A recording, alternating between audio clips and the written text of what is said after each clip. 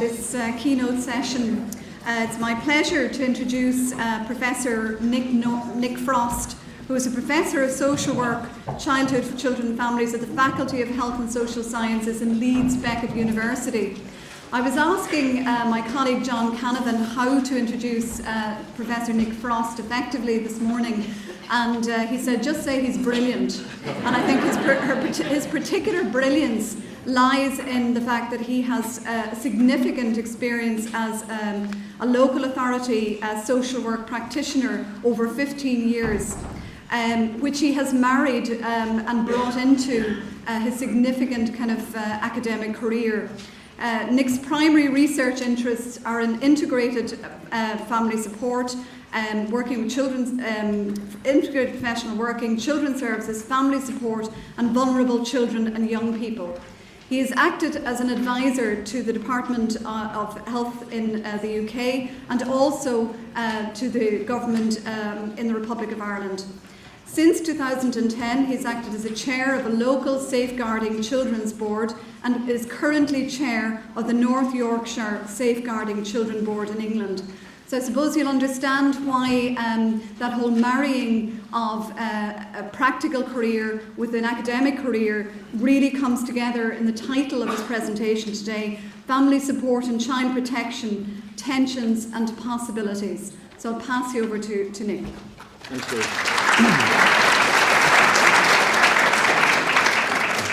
Okay, it's a little bit of a cliche to say I'm very grateful to be here, but I genuinely am, and this building is magnificent, it really is. My abiding memory of when Galway's mentioned in England, I always have a story that I tell, which was a taxi driver last time I came, and he said, "Oh, what are you doing over here?" And I said, "Oh, doing work in child welfare and child protection." And he said, "Oh, I know all about children." And I said, "Oh, why is that?" He said, "I'm one of 9 siblings." And I said, "Oh, right, you must know a lot about children." Then he said, "And another thing, I could swim when I was 3 months old." And I said, "Could you? Why was that?" He said, "Oh, they all used to piss the bed." So, very good Galway story. Okay, so I'm going to build on the previous presentations really well. It's almost as if we planned it, actually. But we are drawing on some of Fergal's passion, and particularly the emphasis on multi-agency work. John's work on power and values will save me a little bit of time, which we need. And then Noreen's work on, particularly agreeing with her on early childhood and on the outcomes issue. So I'll try and skip over those issues where they duplicate and focus on the other issues. The aims are probably a bit ambitious for the time we've got, but to look at concepts and language in a way that a number of the speakers have already, to use the concepts I found very helpful, communities of practice, look at some of the research and evidence base and examine this idea of tensions and contradictions, but then to draw on some concrete evidence we've gathered in Ireland and in England as well. There's a little bit of a war going on between 2 books that look almost identical to me. So there's one I'm promoting that I've sent a leaflet round. There's not quite enough for everyone, which is there. And there's one that's been produced by people here. It's coming out a few months after. I'll say that this is about €5 cheaper than here. So, I would definitely go for the English-based one there. Okay, the conceptual issues that all the speakers have mentioned so far, and this is a sort of paradigm war going on in England at the moment, but a quick talk to Deborah in the US, this resonates there to a degree, and the other speakers have mentioned it. And it's a paradigm war between these 4 words, and they've all been used, or 4 concepts, they've all been used so far. Prevention, I'll say a little bit more later on, family support, early help or early intervention. So examples in England, in North Yorkshire where I work with the Safeguarding Board, last week they launched a brand new service that they called a prevention service, so that word's in usage.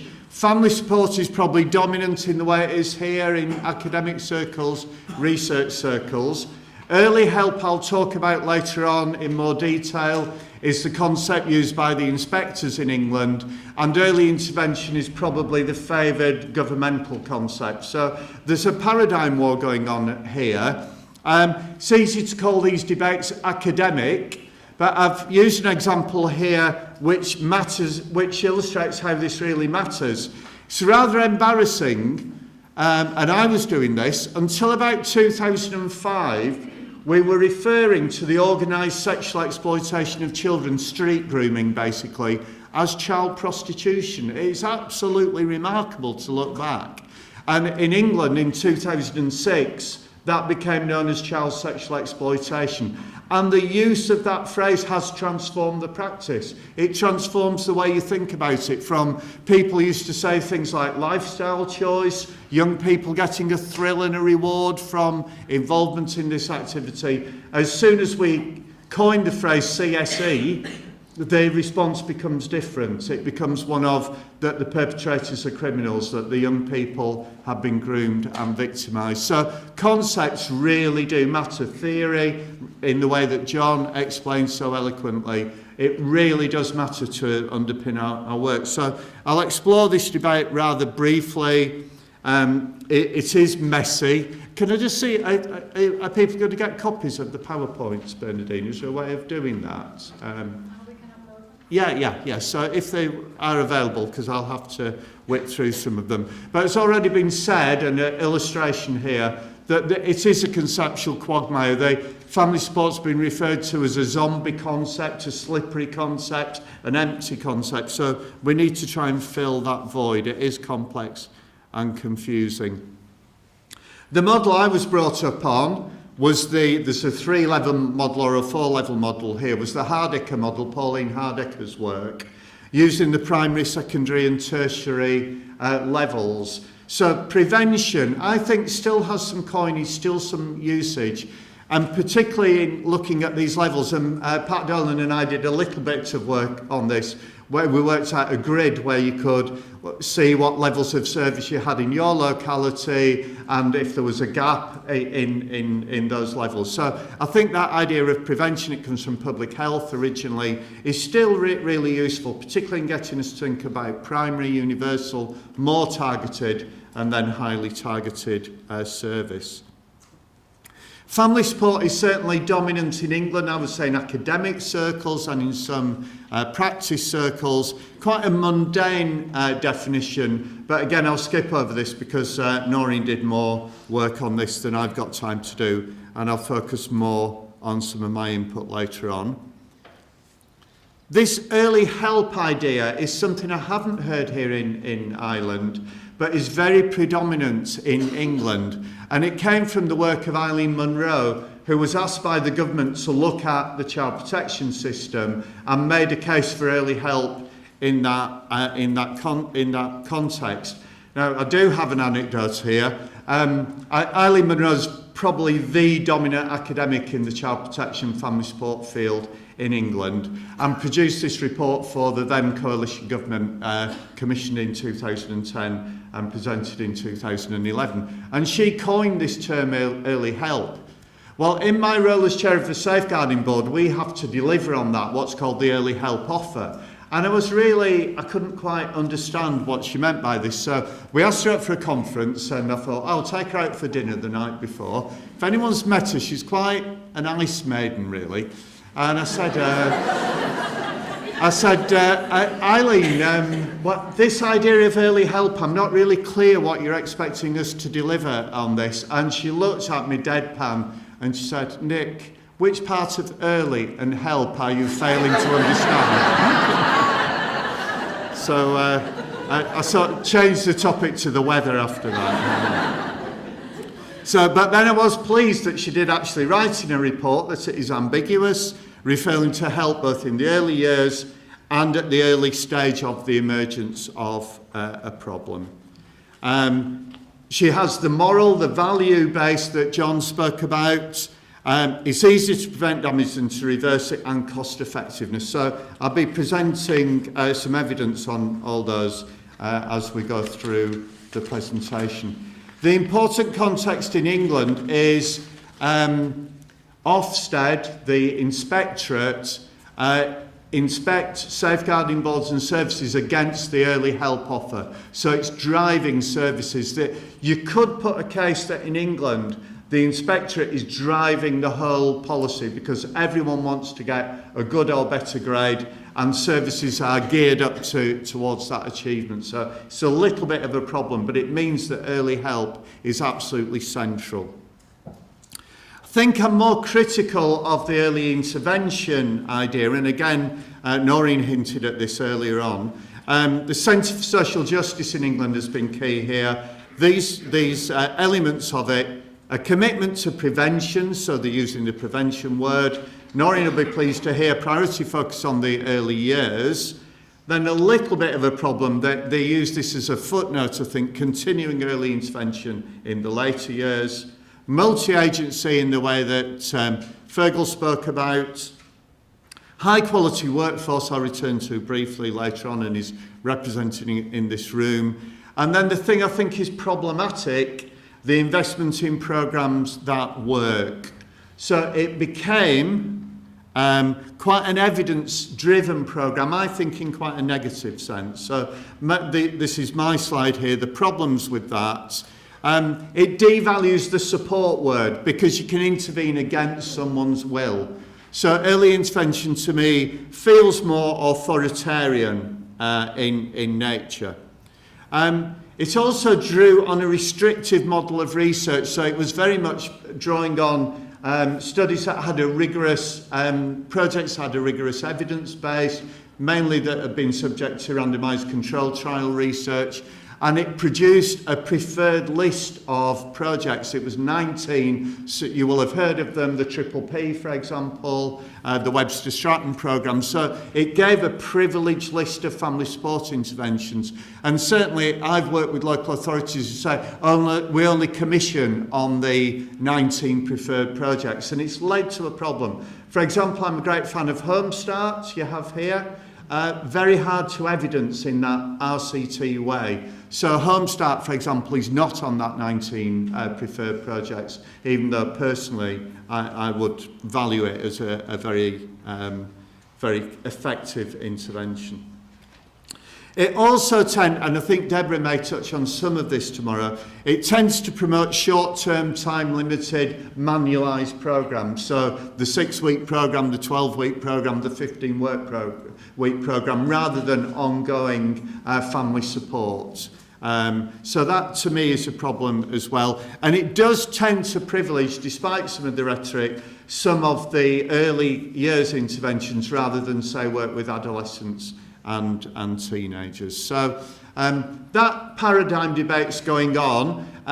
When we had this conference in Leeds, I ran a workshop where we staged it as a debate between the 4 concepts, and then we had a show of hands at the end, and family support was the most popular amongst an audience like yourself. So that really matters, and in using the CSE example, I hope I illustrate that theory and concepts really do matter. A theory that I use, this is probably the only one I carry around in my head and I use it quite regularly, is one devised by Etienne Wenger and colleagues called Communities of Practice. It's nothing specifically to do with our work, so I've tried to apply it to our work. He was actually looking at a medical claims office when he did his field work. But it has these 3 key concepts, and they really work for me. Mutual engagement, so in our context, working together towards prevention, exactly what we're doing today. Mutually engaging in a way that Fergal talks about, different agencies, different professions, joining up to deliver family support. Joint enterprise, and this is why the theory matters, that we have a shared vision of what we're trying to do, and this is what the Institute here is delivering on so effectively in Ireland. What's the joint enterprise? What's the shared view that we have? And the vaguer concept, the one that's harder to define, the shared repertoire, that's things like tools, methods, values and approaches. So what Wenger argues, that an effective community of practice has everyone working together, mutually engaged. A joint enterprise, a shared goal, knowing what they're working towards, and a shared language and tools and culture. So for me, we can build towards that for family support in order to make it really effective. So that's fairly rhetorical so far, drawing on values, drawing on some practice experience and some theory. I want to move on to evidence. Oh, sorry, I've skipped a slide. The evidence is on the next one. Just to explore this tension between family support and child protection. One reason I mentioned the chairing a safeguarding board, just briefly, the safeguarding boards in England, there's one with every local authority area, so there's about 150 in England, and we coordinate the child protection work in a particular area. I used to be the chair in Bradford, I'm now the chair in North Yorkshire, so I'm living with this family support, child protection tension, shall we call it, in my everyday practice. So has family support been displaced? To a degree in England, and I wouldn't like to comment on elsewhere, it's been displaced from the role of the qualified social worker. So as an early career social worker, I undertook a lot of family support work. When I speak to our current students who are graduating, they're effectively child protection workers. I don't know if that resonates here in Ireland or not. Some people are nodding. So there's been that displacement, which in a way I think is really healthy, of family support work to the sort of people represented here, to schools, to health centres, to community projects, to early years projects, as we heard earlier on. I was going to tell a brief anecdote. I think this is why Pat asked me to do this whole talk, because he knows this anecdote. In my early career, I was effectively a family support worker, although based in a statutory service. And I ran things like, I would absolutely defend this. We ran a football team for unemployed teenagers, for example. So that was, the wider definition of family support that Noreen hinted about. I also ran a drop-in group for teenage parents, and the group of teenage parents wanted to go to see a TV programme being made. So we've got a TV studio in the locality. So this was I'll show you how long ago this was, in the days of typing pools. So I wrote a letter to Yorkshire TV, and the typist came up to me and said, "Nick, do you really want to send this letter?" And I said, "Oh yeah, the group wants to go to YTV." And he said, "Have you read your first sentence?" So I read it, and it said, "I am responsible for a group of single mothers on the Seacroft estate." And so I reworded it after that. So I think that activity has been displaced, and really it has very profound implications, certainly in England, where if you talk about the students that we produce, they are pitched straight into this very heavy-end child protection work, and in theory they're protected, but in practice within 3 months they're in court carrying out care proceedings. Social work, child protection and family support, the word discourse that John used, again in England, maybe it's generalisable. The child protection discourse is one, I'm afraid to say.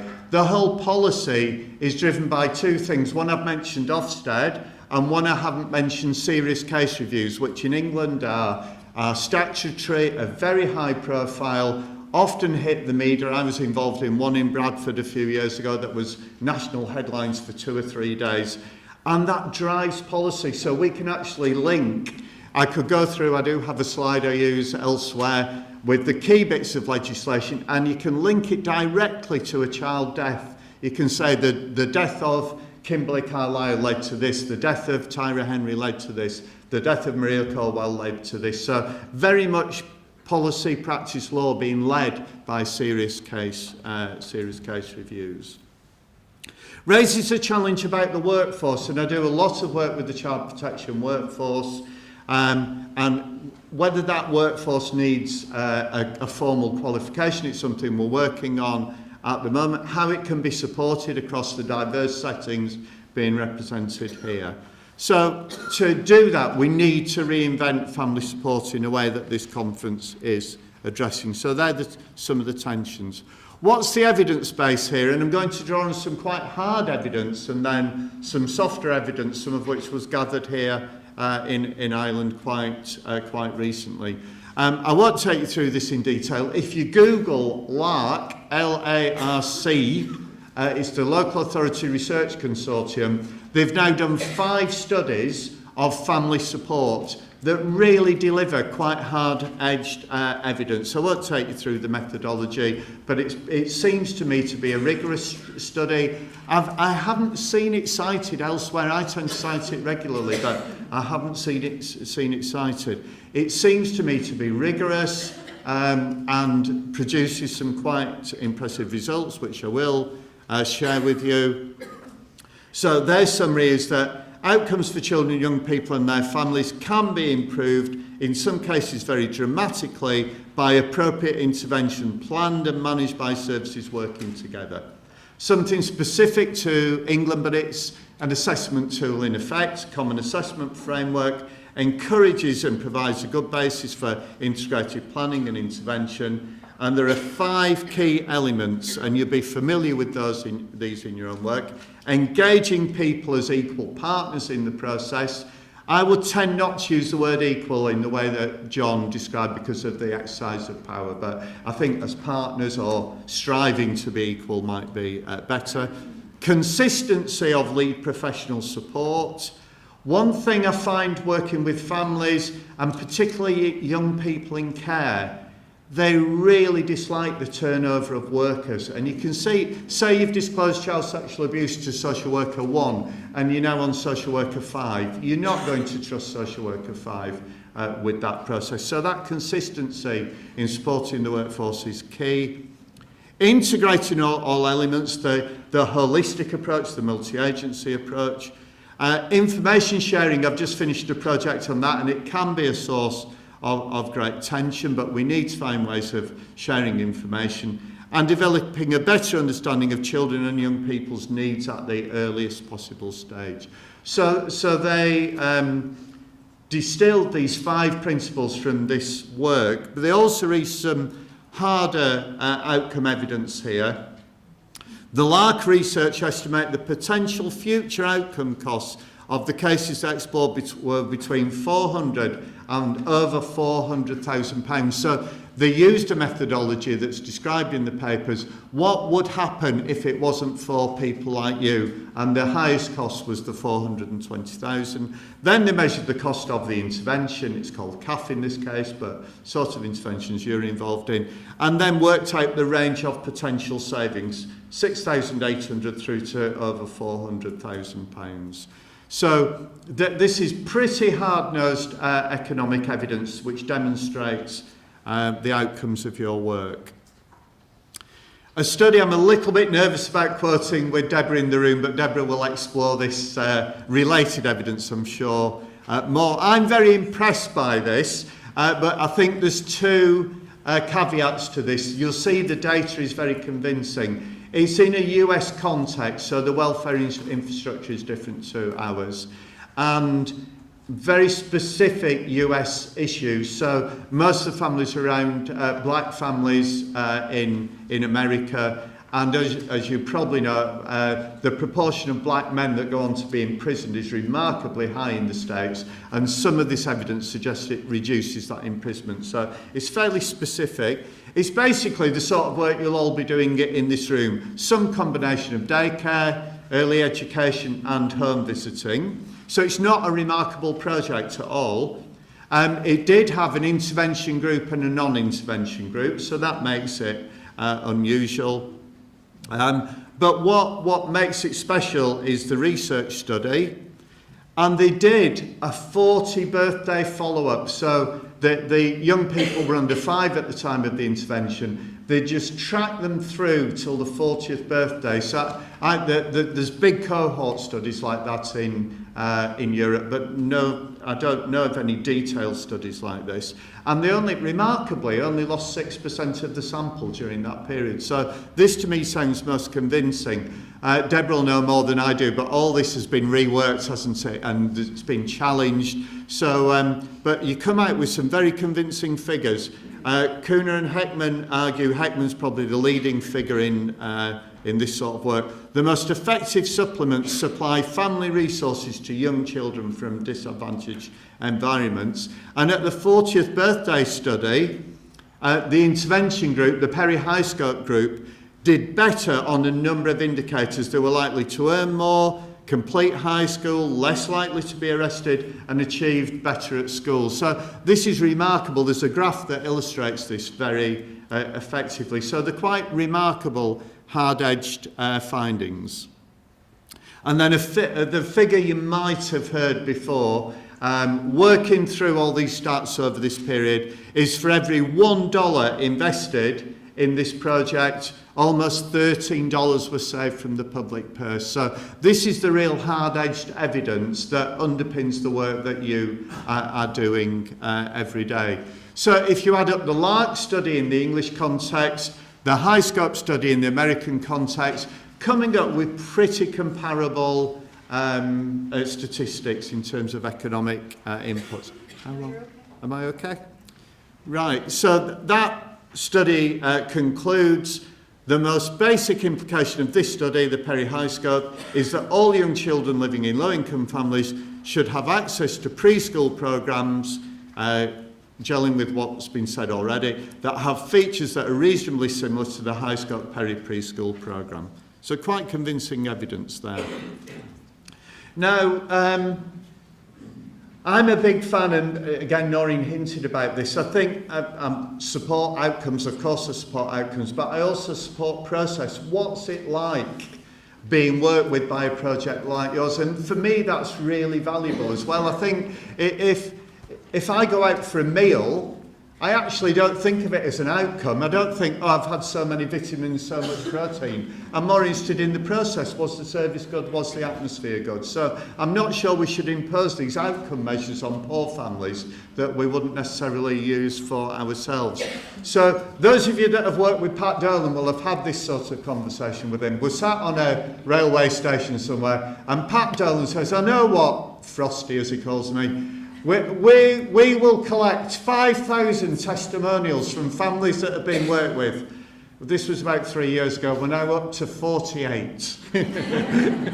So we're still working on this. So I'm not over-egging the findings here. It's a small study, and I was very grateful for a project here in Ireland that's worked on this. So with a small English sample and a small Irish sample, just about 20 on each side. And I just want to share with you, these are direct quotes from the users of your services.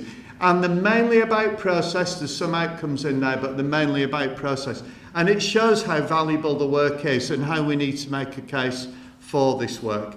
I cannot thank you enough for the wonderful support we've received. It has helped me to get back on my feet physically and emotionally. I hope one day I can volunteer and support a family in the future as a way of showing my thanks. But there are outcomes in there, but it's about process, it's about values, and I find that very moving and very emotional. I think it's okay to say that. There may not be a hard outcome, but that work is worth doing. I'm so grateful someone else for pulling me out of a deep hole. So that's the value of the work we're doing. As the questioner from the middle said, we've all been through a recessionary period, and it's been your services that have been pulling people out of deep holes in this way. I've not cried for ages. I used to cry all the time, and now when I feel low, I go and do something positive, feeling that their lives have been transformed by this process. I once spoke to a Somalian refugee mother in a children's centre, and I can remember the words, I don't need to write them down. I asked her what she felt about the children's centre. Very similar to this, she said, I used to cry alone, and now I have many shoulders to cry on. Well, you can't reduce that to an outcome or an Ofsted inspection, but it's really, really worthwhile. As I say, I can still hear that in my head now. Some of the Irish evidence, very similar. The worker made me feel good and positive about myself, how important the family support workforce is. And step by step, with her help, I got most of my confidence back. She was at the other end of the phone, even just for a chat or advice. So that thing about no stigma, about accessibility, about flexibility, the 6 weeks manualised programmes do not deliver this sort of support. Someone else, the project gave me great support through the parents course and in the group, gave me great relief that I was not alone, that feeling of solidarity and connection. Another Irish parent. My life has changed since receiving the support. My confidence as a mother and as a person have increased. My home and my family are more happy. The support has made a huge difference. And a single father, an issue picked up earlier. The project was very helpful to me as a single father, and the help gave to me was fantastic.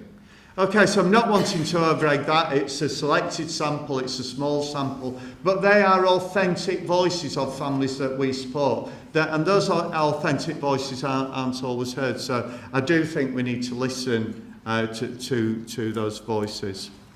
Summarising in 5 minutes? Yeah. Right, lovely. Okay, sorry, there's a lot of data here. In our book, we've got these 8 principles. In the Dolan and Canavan book, there's 10 principles, so maybe that's why it's €5 more.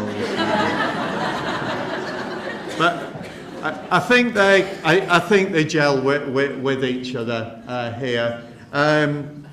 Inclusive and engaging practice based on the idea of offering support, which is why I'm not keen on the early intervention idea so much. Of course, we do need that sometimes. But family support is strongly suggested of partnership, engagement and consent. That whole thing about engaging families. Offered early in the life of the child or early in the emergence of the problem. So we've got the early years work, but we could also do preventive work with young people. I'm not going into ageing, for example, yet. Family support as proactive. This is really important. The direction that social work's gone in England is the social workers are in a call centre and they receive calls. Family support is proactive. I'm guessing that a lot of you are doing outreach work, community work, drop-in work. So it's proactive in seeking out people, not waiting for the referral. Aims to avoid the emergence or worsening of family challenges. I use the word challenges deliberately rather than problems because I think we've all got challenges in the family. I recently did some work on family group conferences and I could think about 5 situations in my family where a family group conference would have been absolutely brilliant. So I don't think we need to pathologise, there's this small group of families that have these problems. We all have challenges in our family. Based on a theory of change, we've got to be optimistic, and I think that's the value base that John spoke about, that of course we all need money to pay our mortgages, but we've got more than that in this work, haven't we? We've got the motivation to bring about change and work with people. So we need that optimism. We draw on a diverse toolkit. My approach was always more community than, say, therapeutic. But I love working with people who are more therapeutic because you need that skill set, you need to share, you need to work together. So in the book, we've got 6 different approaches to family support, deliveries, parenting, education, family group conferences. They're all valuable in building the whole picture. And then the one I think we really need to get across is the wider social change. We've seen it in the hard statistics. This isn't a marginal activity. This isn't something at the edge in the shadows. It's absolutely core to the well-being of society, to families being happy and being effective, to the children being brought up in nurturing environments. So we need to market perhaps family support as core to the well-being of society and not something that's ghettoised. And then something I know that you do here with young people as researchers, working with children and young people in partnership and encouraging and developing their resilience. I had a remarkable experience a year or 2 ago, family group conference, with and there was a young woman who was labelled as special needs. She was 10 or 11, and I was privileged to witness this. We explored the issues. She hadn't seen a father for some time. She was a carer for her mother.